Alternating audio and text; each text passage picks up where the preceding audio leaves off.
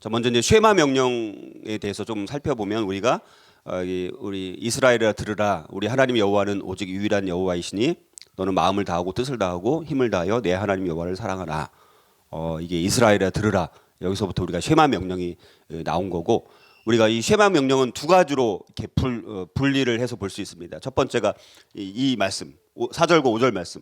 우리가 여호와 하나님을 마음과 뜻과 힘을 다하여, 다시 말해서 목숨을 다해서 너희 하나님을 사랑하라, 그 말씀 아닙니까? 그리고 이제 내가 내게 명하는 이 말씀을 너는 이제 마음에 새기고 내 자녀에게 부지런히 가르치고, 이제는 이게 개인적으로 또 가정적으로 공동체적으로 이 말씀을 잘 개성시켜라, 뭐 이런 말씀 아닙니까? 이게 이제 그래서 이게 두 가지 명령으로 우리가 나눠볼 수가 있는데요. 이거를 사실 자세히 살펴보면 좋겠지만 좀 간단하게 최대한 빨리 설명을 해볼게요. 자, 먼저 이스라엘아 들으라, 우리 하나님 여호와는 오직 유일한 여호와이시니. 우리 하나님은 유일한 여호와예요, 그렇죠?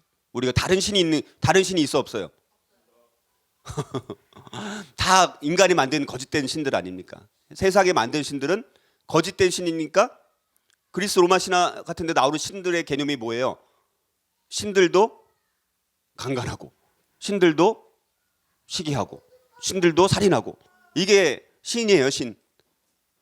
그러니까 인간이 만든 신이니까 인간 기준으로 신도 인간 기준밖에 안 되는 것 아닙니까? 그러나 우리가 믿는 하나님은 그런 거짓된 신과는 차원이 다르고 유일한 여호와라고 성경에서 분명히 말씀하지 않습니까? 그 하나님, 유일한 그 하나님 앞에 과연 다른 신들이 그 하나님 여호와와 경쟁할 수 있느냐?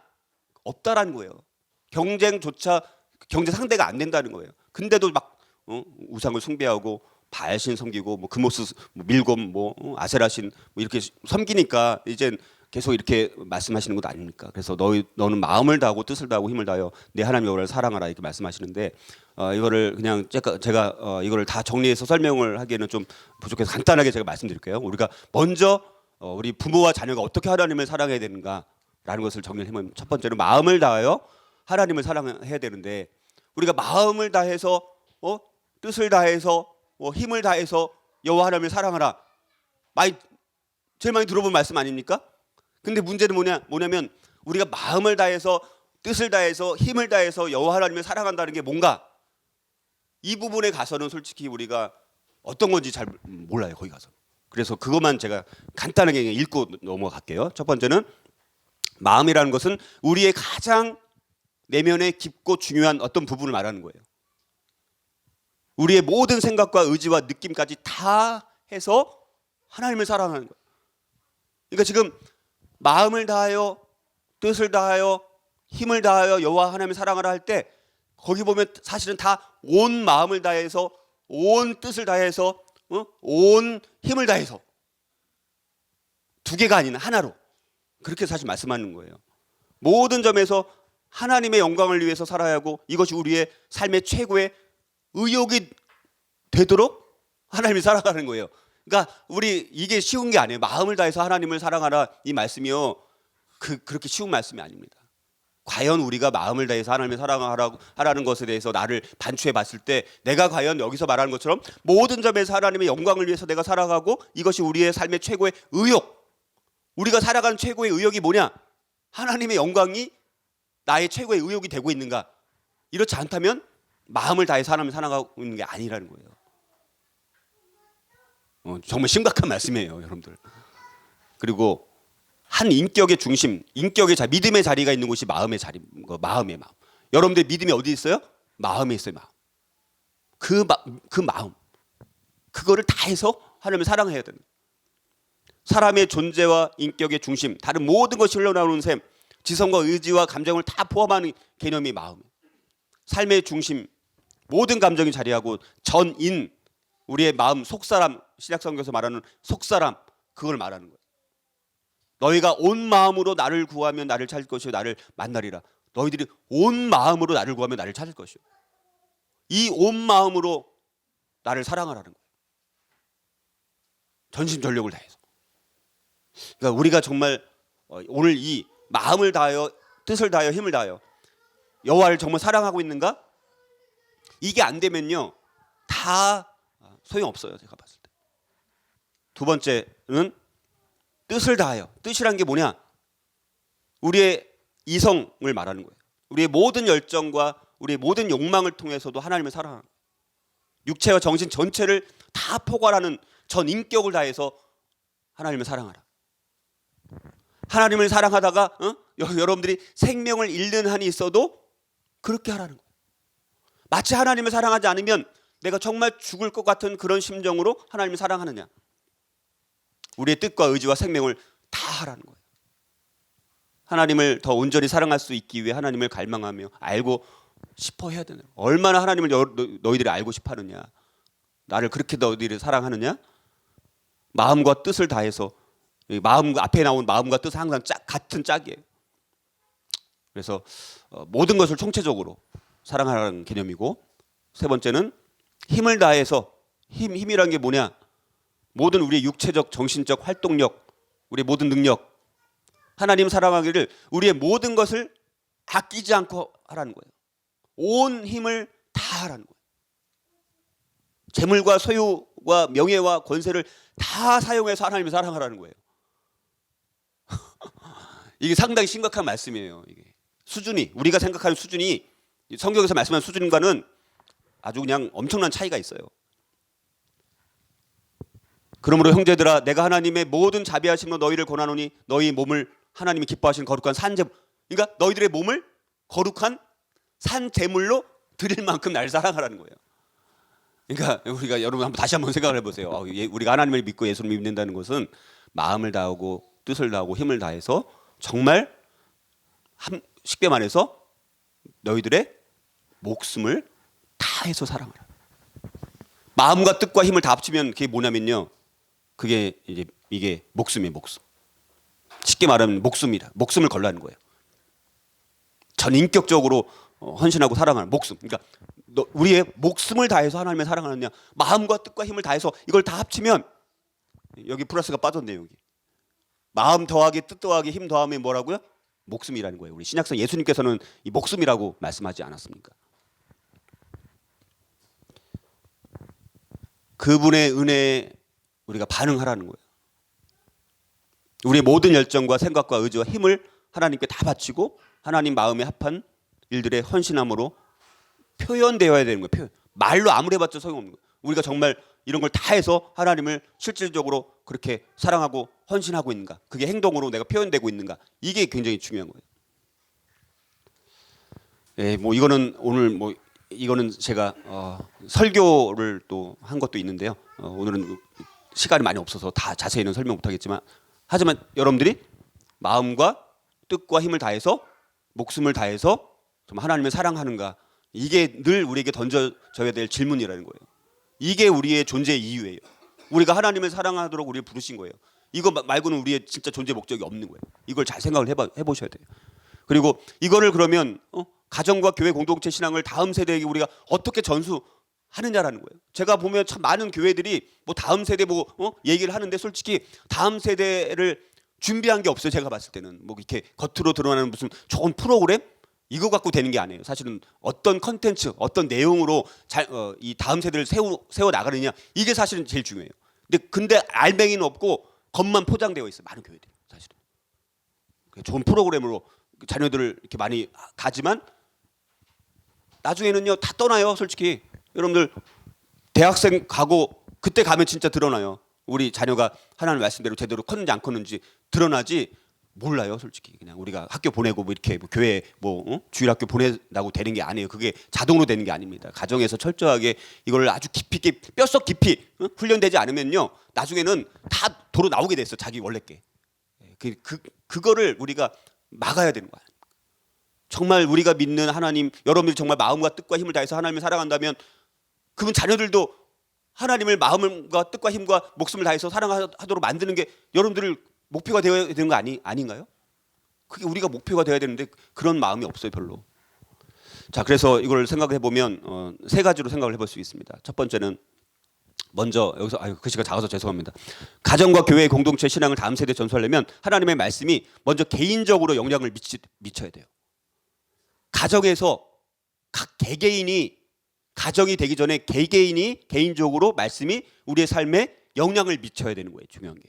여기 보면 오늘 내가 내게 명하는 이 말씀을 너는 마음에 새기고, 하나님의 말씀이 우리의 모든 영역들을 세우기 위한 기초가 되어야 된다는 말씀이에요. 근데 말씀에 대한 순종은 어디로부터 시작돼요? 마음. 우리의 마음이 제일 중요합니다. 그리고 너는 또 그것을 내 손목에, 8절에 보면 기호를 삼으며 내 미간에 붙여 표로 삼고, 이 말씀이 이제 여기 보면 우리가 테필린이라는 거 들어보셨잖아요. 그렇죠? 그래서 여기 보면 경문띠라는 게 있어요. 그래서 그걸 왼쪽 손목과 이마에 달고 다녔어요. 유대인들은. 근데 그 유대인들은 그거를 이제 문자적으로 순종을 한 거예요. 문자적. 그러나 우리 그리스도인들은 문자적으로보다는 영적으로 봤을 때 손이라는 것은 우리의 마음속의 생각을 행동으로 실행하는 지체가 손이라는 거. 손. 그러니까 손이 가는 게 자기 진짜 그 마음이 있는 거예요. 그렇죠? 그러니까 하나님의 말씀을 우리의 모든 삶의 원칙과 모든 행동의 지침과 원칙을 삼으라. 손에 그거를 달고 다니라는 의미는, 손이 가는 데가 자기 마음에 가는 거니까 손에다가 그 말씀을 이제 해서 달고 다니도록 하는 거예요. 그래서 그리고 미간이라는 것도 마찬가지. 우리 미간이라는 것은 인간의 지성과 사고, 그다음에 그런 모든 자세와 태도를 상징하는 게 우리 미간이에요. 이마 요 사이. 그래서 거기다가 이제 달고 다니라는 거예요. 하나님의 말씀을 그래서 우리의 모든 생각과 계획과 사고와 판단의 원칙과 기준으로 삼으라. 이게 그러니까 개인적으로, 이 말씀은 개인적으로 말씀이 너희들의 모든 삶의 영역에 영향을 끼치라는 거예요. 말씀이 너희들의 모든 것을 지배하라는 말씀이에요. 그러니까 개인적으로 신명기 쉐마 명령을 지키기 위해서는 개인적으로 그 말씀이 우리의 모든 삶을 지배하도록 그렇게 어떻게 만들어 나가느냐, 어떻게 그걸 해 나가느냐, 그게 어떻게 가능하냐라는 거예요. 그러니까 그걸 제가 그래서 홈스쿨링 통해서 우리가 해야 된다는 겁니다. 하나님의 말씀이 우리의 자신의 삶 곳곳에 깊이 스며들도록 노력해야 된다는 거. 언제 어디서나 행동으로든지 마음으로든지 하나님의 말씀을 절대 잊지 말고 기억해서 지키라는 것. 그리스도의 구원의 흔적과 하나님의 말씀과 복음이 우리의 사고와 행동에 역력하게 드러나도록 영향을 미치도록, 그래서 그 말씀이 우리를 지배하게 하라. 이 말씀이에요. 이게 우리의 사명입니다. 두 번째는 뭡니까? 하나님의 말씀이 가정적으로 영향을 미치도록, 이게 이제 우리 홈스쿨링 명령인데, 거기 보면 9절에 보니까 또 내 집 문설주에 기록할지냐, 이렇게 집 문설주에 기록할지나. 하나님의 말씀만이 가정을 온전히 주관토록 하라는 말씀이에요. 이게 무슨 말씀이냐면 여기 보면 문설주라는 게 뭐냐? 집의 입구에 있는 거예요. 그 집의 입구에 있는 것이 문설주인데, 그 문설주는 가정의 한계와 범위를 표시하는 곳인 거예요. 거기다가 이제 양피지의 말씀을 기록한 것을 문설주 히브리어 그 메주자라는 그 쌈지, 거기다가 담아가지고 집의 오른쪽 문설주에 매달아 놓으라는 거예요. 그러면 그 집의 그 범위와 한계를 정하는 거니까 가족들이 그 집 문설주를 집에 들어가고 나올 때마다 문설주에 달려 있는 그 쌈지, 거기 말씀 들어 있는 게 거기에 신명기 6장 4절에서 9절, 11장 13절에서 21절, 그 22줄의 말씀이에요. 그거를 집에 들어갈 때 나올 때 문설주에 그걸 달라는 말씀은 가정에 그 말씀이, 그 가정에서 말씀이 가정을 지배하라는, 온 가족을 지배하라는 그런 말씀. 집에 들어올 때는 나갈 때는 계속 그걸 확인하라는 거예요. 그게 이제 여기서 말하는 홈스쿨 명령이라는 거예요. 그러므로 문설주에 말씀을 새겨 놓으면 온 가족의 집에 들어올 때나 나갈 때나 그 말씀을 접하게 되는 거예요. 그렇게 유대인들은 그렇게 하도록. 그러니까 우리의 그리스도인들에게 적용하면 모든 말씀이 우리 온 가족의 집 가운데 다 스며들도록 그렇게 하라는 거예요. 집에 들어올 때나 나갈 때 기도하는 마음으로 말씀을 묵상하고 적용하라는 거. 온 집안을 말씀의 영향력 아래 두라는 권면이에요. 온 우리의 집안, 여러분들의 가정의 모든 집안이 하나님의 말씀의 영향력 아래 있느냐라는 거예요. 그다음에 이제 이게 조금 더 구체적으로 설명하면 이제 가정에서 적용하는 거니까 실천되어야 될 장소가 어디예요? 가정이라는 거. 가정. 쉐마 이스라엘아 들으라. 이 신명기 쉐마 명령이 어디서 실천되어야 되느냐? 일단 가정이 최초의 학교예요. 학교라는 건 원래 인간이 만들어낸 거지 원래 있었던 건 아닙니다. 교사가 부모예요. 텍스트는 성격이 되어야 돼요. 자, 부모의 책임은 잘 가르쳐야 되는 거예요. 여러분들 우리 유럽을 보게 되면 진리를 알고 고의적으로 진리를 외면하고 이렇게 했던 그런 유럽 같은 경우가 그렇고, 우리 사람도 마찬가지입니다. 우리 사람은 진리를 버릴 수 있습니다. 어렸을 때 하나님을 알고 예수님을 믿었다라고 하는 사람들이 나중에 안 믿을 수 있어요. 그 어렸을 때 그냥 형식적으로 믿은 거죠. 많은 사람들이 그렇습니다. 우리 불신자들 중에서 많은 사람들이 어렸을 때 교회 다녔어요, 다. 근데 지금은 안 믿는 거예요. 그 과거에 다녔던 건 뭐예요? 잘못된 그런 교회를 다녔던 거죠. 그러나 아담과 하와도 하나님을 알았지만 교제했지만 타락했어요. 그렇죠? 하나님을 알았던 시절이 있었다는 거예요. 그런 타락합니다. 유럽 미국 문화 하나님 알던 시절이 있었어요. 그러나 오늘날 유럽의 교회들은 텅텅 비어 있지 않습니까? 관광 코스가 돼요. 관광 장소가 되었어요. 교회가 관광품 파는 장소가 되어 버렸어요. 우리나라도 나중에 그렇게 될지도 몰라요. 점점 우리 기독교인들이 줄지 않습니까? 그리고 다음 세대는 다 무너져 가고 있는데 앞으로 진짜 30년 40년 지났을 때 기독교인 비율이 몇 프로나 될까? 몇 프로 안 될 것 같아요. 10% 무슨 10%예요. 한 몇 프로도 안 될 것 같아요. 그런 시대가 점점 되어 가고 있어요. 세상은 더 악해져 가고 있고 멸망을 향해서 가고 있습니다. 그러나 그런 세상 속에서도 하나님은 소수의 남은 경건한 하나님의 그 남은 자들을 계속해서 남겨두셔가지고 이 역사를 이끌어 가시는 거예요. 우리나라도 점점 기독교인이 줄고 있습니다. 어린 아이 시절 하나님에 대해 배우고 알았던 불신자들이 많아요. 우리 자녀들이 어린 아이 시절 때 하나님에 대해서 알았던 아이로 끝내면 안 된다는 거예요. 이 아이들이 여전히 대학생이 되고 어른이 성인이 되어서도 우리가 주님을 따르는 그 길을 우리 자녀들도 동일하게 가기를 소망하는 그런 마음으로 우리 자녀를 양육해야 된다는 겁니다. 어떻게 가르칠 것이냐? 그게 뭐예요? 한마디로 말하면 부지런히 가르치는 거예요. 부지런히 가르치는 게 뭐예요, 여러분들? 부지런히 가르친다는 거는 부지런히 가르친다는 거에 뭐 열심히 수학 공부 가르치고 뭐 이런 게 아니에요. 부지런히라는 것은요, 자녀들에게 깊은 영향력을 끼치는 거예요. 깊은 영향을 끼치는 것은요, 말로 되는 게 아니에요. 우리 가정에서 부모가 어떻게 하나님을 섬기고 하나님을 사랑하고 하나님을 예배하고 하나님을 경배하고 하나님을 경외하고 이렇게 사는 모습들이 자녀들이 봤을 때 엄마 아빠 보니까 진짜 하나님을 믿는 것 같아. 정말 예수님을 따르는 것 같아. 정말 예수님을 사랑하는 것 같아. 정말 마음과 뜻과 힘과 목숨을 다해서 하나님을 사랑하는 것 같아. 아이들이 봤을 때 감동을 받는 거죠. 그럼 나도 엄마 아빠가 믿는 그 하나님을 나도 믿어야 되지. 엄마 아빠가 따르는 예수님 나도 따라야 되지. 그 마음이 들도록 아이들에게 만드는 것이 그게 우리 목표인 거예요. 그거는 말로 되는 게 아니라는 거예요. 조금의 형식 갖고 되는 것도 아닌 거예요. 여러분들의 내면의 모든 삶에 우러나오는 모든 행동의 패턴들을 아이들은 다 지켜보고 있기 때문에 정말 아이들이 엄마 아빠가 하나님을 얼마나 사랑하는지 다 알아요. 그것이 아이들에게 엄마 아빠가 믿는 저렇게 믿는 거라면 나도 믿어야지. 모든 삶 속에서 그것이 드러날 때 자녀들이 깊은 영향을 받. 부지런히 가르치라는 건 그 말씀이에요. 바로 쉬운 게 아니에요. 부지런히라는 게. 부모의 가장 중요한 책임은 신앙을 잘 전수시키는 거예요. 부지런히 가르친다는 말은 깊은 감동을 주라는 거예요. 깊게 영향을 미치라는 거예요. 뼛속 깊이 우리 아이들도 내가 그렇게 하나님을 사랑하는 것처럼 아이들도 그렇게 사랑하도록 그렇게 깊이 있게 감동을 줄 만큼 영향을 끼칠 만큼 그렇게 우리가 살라는 것이 우리 여기서 주는 쉼의 명령이에요. 언제 어디서 가르쳐야 될까? 이게 뭡니까? 집에 앉았을 때든지 길을 갈 때든지 누워있을 때든지 일어날 때든지 이게 그냥 나온 말이 아닙니다. 이게 우리의 모든 삶의 가장 중요한 그때가 요때라는 거예요. 우리의 모든 삶이 집에 앉았을 때 길을 갈 때 누워있을 때 일어날 때 우리는 맨날 싸우고 다투고 시기하고 질투하고 미워하고 욕하고 세상 거 뭐 얘기하고 그게 아니라는 거예요. 항상 이건 다시 말해서 항상 가르치는 네 시기가 여기 나오는 건데 그 네 시기는 교육하기에 가장 훌륭한 최적의 훈련 시기가 바로 이때라는 거예요. 네, 집에 앉았을 때 TV만 보고 있는 것이 아니라 집에 앉았을 때 그때가 최적의 교육의 훈련의 시기라는 거예요. 그때 자녀를 놓고 양육을 하라는 거예요.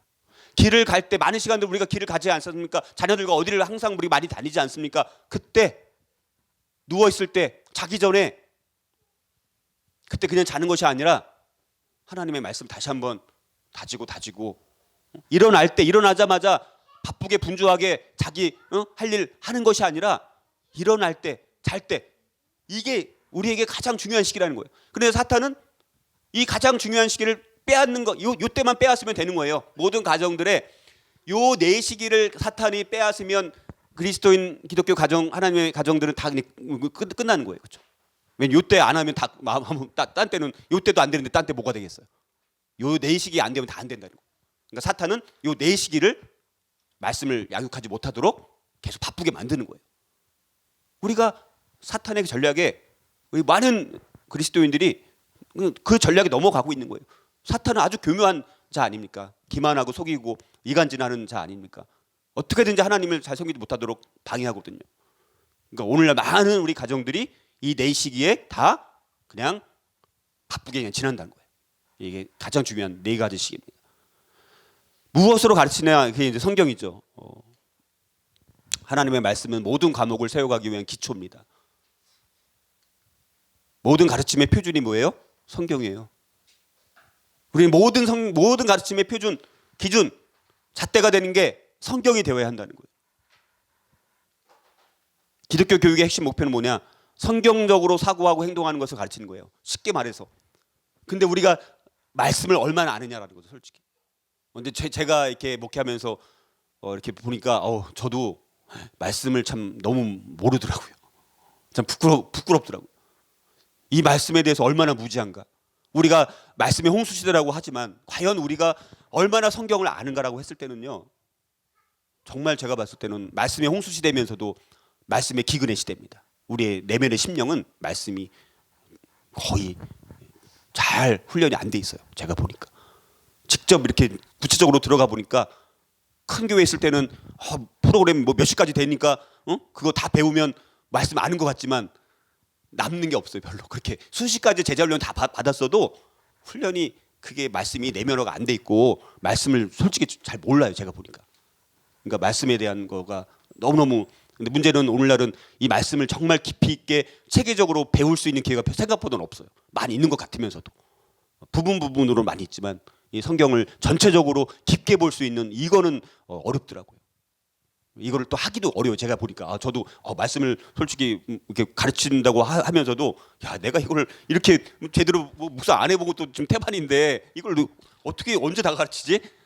그러니까 저는 그래서 이거를 새벽 예배를 제가 정말 매일 이렇게 하면서 새벽 예배를 통해서 저는 말씀 성경 공부를 그때 해요. 왜냐하면 이렇게 안 하면 성경 전체를 한 번이라도 연구를 해볼 기회가 없겠더라고요. 맨날 하던 것만 설교하고 설교하기 좋은 본문만 정해서 설교하고 내가 성경 전체를 얼마나 알까 했을 때 너무 몰라가지고 제가 새벽 예배를 하면서 지금 한 5년째 하면서 매일매일 하루에 몇 시간씩 묵상을 하고 있어요. 그래도 아직 지금 한 성경의 한 4분의 1 정도 이렇게 제가 묵상하고 연구한 것 같아요. 얼마나 성경이 참 방대하고 엄청난 그 깊은 셈인지 알 수가 없습니다. 아무튼 여러분들이 정말 성경에 대한 깊이 있는 이런 배움이 정말 필요하고요. 여러분들이 그 사모함이 있어야 돼요. 말씀, 달고 오묘한 그 말씀에 대한 그 사모함, 그게 여러분들이 있어야 돼요. 자, 그다음에 이제 이걸 다시 마지막으로 하나님의 말씀이 이제 공동체적으로 이제 이게 중요한 게 여기가 이제 우리 오늘날 한국 교회가 두 번째도 첫 번째도 안 돼요. 첫 번째도 안 되고 두 번째도 안 되고 세 번째 당연히 안 되죠. 그러니까 지금 제가 봤을 때는 다 안 돼요. 될 수가 없어요. 지금 이런 구조로는 될 수가 없어요. 세 번째 하나님의 말씀이 공동체적으로 영향을 미치도록 해요. 이게 굉장히 그래서 교회 몸이 굉장히 중요합니다. 공동체가 굉장히 중요해요. 그래서 이스라엘이라 들으라라고 하잖아. 이스라엘이라 들으라. 이스라엘이 공동체로 하나님의 부르심을 받은 그런 선민 백성 아닙니까? 거기 보니까 구절에 보면 바깥문에 기록할지냐 이렇게 말씀해요. 바깥문이 뭡니까? 바깥문. 이게 어쨌든 하나님의 말씀이 주의 백성들에게 사회적으로 영향을 미치도록 해야 한다는 말씀이에요. 대문, 이게 바깥문이라는 게 대문이지만 근데 실제 중요한 것은 이게 우리가 말하는 가정의 문이 아닙니다. 사실은 이게 뭐냐면 대문이라는 것은 성문을 말하는 거예요. 성문. 이건 성문을 말해요. 왜냐하면 이스라엘은요 대문이 없어요. 다 그냥 열려있는 공동체이기 때문에. 자, 그래서 여기서 말하는 바깥문이라는 것은 성문이에요. 성문. 근데 이스라엘에서 성문은 어떤 역할을 하냐? 성문에서는 중요한 재판을 하고 중요한 어떤 상업적인 매매가 이루어지거나 중요한 회의가 이루어지거나 그게 다 성문에서 해요. 성문. 그러니까 성문에다가 바깥문에 이 말씀을 기록할지니라 성문에다 기록하라는 거예요. 성문 안에 기록한다는 뭐예요? 유대인들이 살고 있는 그 성문에 이걸 말씀을 매달아 놓으면 그 성에 들어오고 나오는 모든 하나님의 백성들이 가정의 문설주에 그걸 달아놓은 것처럼 성문 안에 들어오고 나오는 모든 사람들이 그 말씀을 계속해서 보라는 거예요. 그 공동체, 유대 공동체, 이스라엘 백성 공동체가 다 하나님의 말씀에 지배를 받으라는 말씀이에요. 이게 이만큼 강력한 말씀이에요. 쇠마 명령이라는 것은 공동체가 어떻게 하면 하나님의 말씀이 다 공동체 전체에게 영향을 끼치도록 할 것인가? 이게 어려운 거예요. 이게 개인도 안 되고 가정도 안 되는데 무슨 공동체가 돼요? 다 안 되게 돼 있죠. 이게 처음부터 개인부터 가정부터 공동체 이 세 가지. 쉐바 명령은 개인에게 주신 말씀, 가정에게 주신 말씀, 공동체에게 주신 말씀이에요. 이게 굉장히 오늘날 어떻게 보면 제가 보면 이 하나님의 말씀을 회복하는 가장 중요한 원리가 이 안에 다 들어 있는 것 같아요. 제가 봤을 때. 바깥문의 말씀을 새기라는 것은 집에 머무는 사람이나 외출하는 사람, 성에 사는 백성들이나 방문 중인 사람들이 동일하게 새겨진 말씀을 보고 자신들이 해야 할 말과 행동을 지속적으로 영원히 기억하라는 그런 말씀입니다. 이게. 교회 공동체적으로 하나님의 말씀이 우리 교회 공동체의 삶과 사역의 모든 영역을 침투하여서 영향을 미치게 해야 한다는 거. 근데 이게 말로는 우리가 아는 것 같은데 이거 어떻게 해야 되느냐. 저는 이 고민을 많이 했어요. 이 고민을 사실은. 공동체로 몸으로 이게 가지 않은 이상은 절대 반쪽짜리밖에 안 되겠더라고요. 사실 그래서 저도 개척을 했어요. 근데 이제 쉽지는 않아요. 어찌됐든. 자, 어쨌든 이거를 좀 나눴고요. 자, 그다음에 이제 그래서 다시 이제 정리를 하면 하나님의 말씀이 우리 개인적으로 영향을 미치도록 해야 되고, 하나님의 말씀이 가정적으로 영향을 미치도록 해야 되고, 하나님의 말씀이 공동체적으로 영향력을 미치도록 해야 된다. 이거는 이제 교회 차원에서의 어떤 대안이 필요한 거죠. 제가 봤을 때는. 이거는. 자, 그다음에 이제 이 약속 이렇게 하면 너희들이 그래서 듣고 이것을 행하면 그리하면 하나님을 너희들이 다 경외하게 될 것이고 오래오래 잘 살 것이고 복을 받을 것이고 번성할 것입니다. 우리는 이것만 바라잖아요. 이것만. 그리고 그런데 앞에 말한 세 가지 하나도 안 하면서 이것만 받기를 바라잖아요. 복을 주십시오. 번성하게 해주십시오. 오래 잘 살게 해주십시오. 근데 앞에 있는 거 하나도 안 하고. 그런데 무슨 이런 복이 내려주시겠어요. 하나님께서. 그러니까 개인적으로 가정적으로 공동체적으로 정말 이런 복을 받으려면 그 하나님의 말씀 앞에 철저하게 이렇게 이제 그게 이제 말씀이 지배를 하면 그렇게 되지 않을까 그런 바람들을 가져보고